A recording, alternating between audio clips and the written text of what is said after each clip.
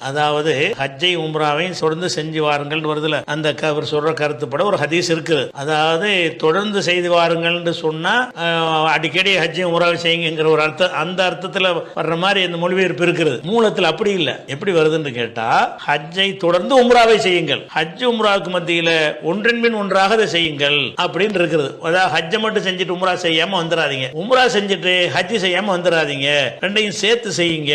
அப்படி செஞ்சீங்கன்னா நன்மை. அதுதான் அது தொடர்ந்து செய்யலாம்.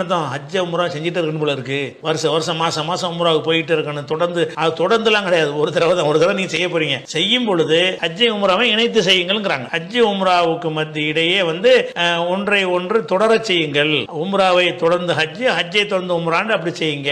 அப்படித்தான் இருக்குது. நீங்க சொல்ற அந்த மொழிபெயர்ப்பு படி பார்த்தோம்னா வேற அர்த்தம் வந்துருது. ஹஜ்ஜை உம்ராவை தொடர்ந்து செய்து வாருங்கள் வேற போட்டோ என்னவாயிருது, ஹதீஸுடைய மீனிங்கே மாறிக்கிறது. அப்ப என்ன அர்த்தம் வருது, அந்த ஹஜ் உம்ராவை சேர்த்து செய்யுங்கன்னு வருது. தொடர்ந்துங்கிற அர்த்தம் இதை தொடர்ந்து அதை தொடர்ந்து இது அப்படி தொடர்ந்து வருதே தவிர கண்டினியூட்டிங்கிற ஒரு அர்த்தத்தில் அது வரல. மொழிபெயர்ப்பில் அப்படித்தான் நீங்க போட்டிருக்கிறீங்க. அப்படி மொழிபெயர்த்த தப்பான அர்த்தம் வந்துருது. இந்த கருத்தில் வரக்கூடிய ஹதீஸ் நிறைய பலவீனமானது நிறைய இருக்கிறது, சரியான ஹதீஸும் இருக்குது.